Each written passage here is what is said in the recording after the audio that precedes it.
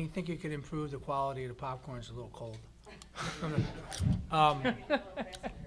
I just thought, if you watched the game, it was a great college basketball game. I mean, that's the way I saw it. And, we played probably as well as we could. We managed to chew the clock up, keep their points down. Our turnovers were under 15, which I thought we had to do to stay in the game. And it basically came down to the end, who could make enough plays to win the game, which they did, and we didn't. So I just don't think there's anything else to say. That sometimes you play that day the best you could. Sometimes you win, sometimes you lose. I've been doing this a long time, and all you can ask the kids to do is play hard, which they did. And we made some mistakes. Our younger players made a couple crucial mistakes, but that's part of the game. But I thought our upperclassmen really hung in there and played very well. Thank you, Coach. We'll open it up. Questions for the student athletes. And if you have a question, please head over to the side where John Fanta stands with the microphone. In which case, we'll start with John. John Fanta, the Big East Digital Network. Emily, you take a look at this matchup, and I'll start with you. And Coach Bruno brought it up that it's really your style. That's the way that this game really went. You still were able to get your style, although you didn't come out on top. That had to be a goal. But what did this really come down to in your eyes? Are talking to this? Take it, whatever. I think that this game really came down to defense and just some crucial plays. Like we talked about the turnovers. When we make a turnover, DePaul really scores off of it, and that in the end really hurt us. We had a couple near the end of the game that they converted. And plays like that, then we're playing catch up when that happens, and catch up isn't necessarily the way that we're good at playing basketball. So I think that really hurt us in the end. Caroline, do you have a thought on that? I agree with her. I think it really just comes down to a few plays. We missed some shots. They missed some shots too. Just a few crucial plays where they were able to capitalize and we weren't. Emily, what did you think it was that Megan Pacoa did so well tonight? Everything. She hit the threes, did the post-up moves, and drove to the basket. She took advantage when there's miscommunications, and I think that's, that hurt us a lot. I tried doing a good job guarding her, but she made some good reads, and she's a good player. Caroline, you look at this season as a whole, and with all the unfortunate things that happened to this team, you guys could have folded at one point. But what was it that this season came down to that kept you guys from doing that and from getting to this point? I think you're right. There's been a lot of unfortunate things, with injuries and everything. And I think that what it is we all just really care for one another so much. We're great friends. We love our upperclassmen, our seniors. Every season's important for different reasons.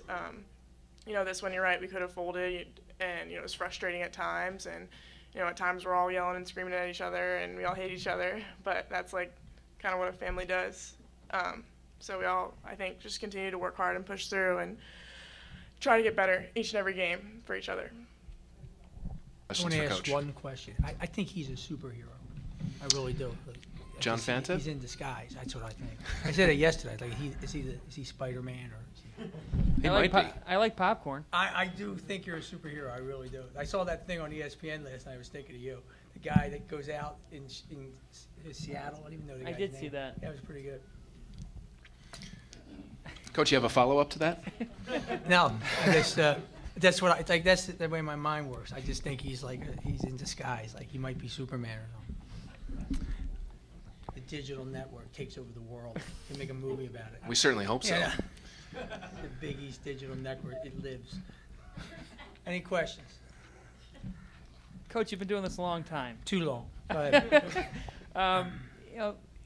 What is it about this team that really kept them from folding, from staying on it? This team actually became a really fun team to coach, and it's a shame because I think that we actually are an NCAA team now, but we don't have enough wins, obviously, whatever, because we were injured so much early in the year, but it's just the way it goes. But they really did pull themselves together. We were 3-7 at one point, and we were dead in the water.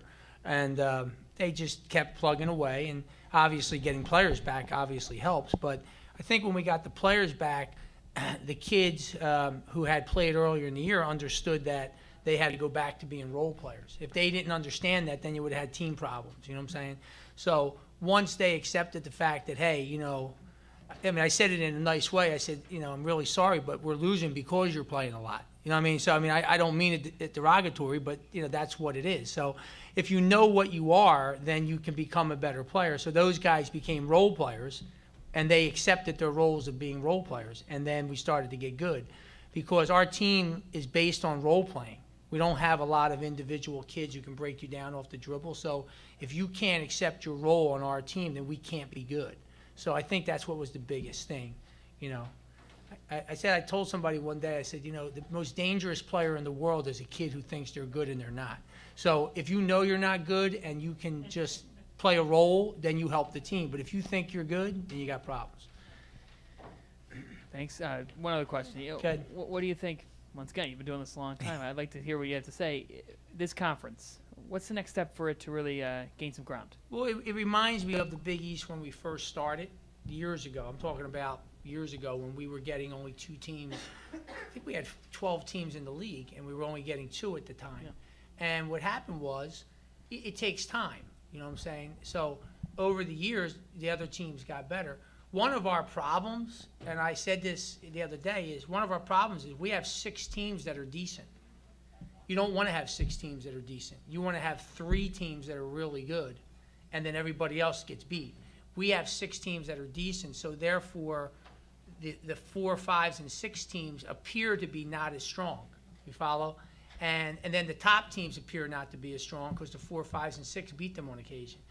If you look at the leagues that get more bids, it's that the top teams never lose to the bottom team. So parity is not a good thing. It's you don't want parity. Parity is everybody's 9-9. You want 4 teams to be basically undefeated against the bottom teams and only beat each other. But that shows you that the league is pretty strong, though. We have 6 pretty good teams, I think.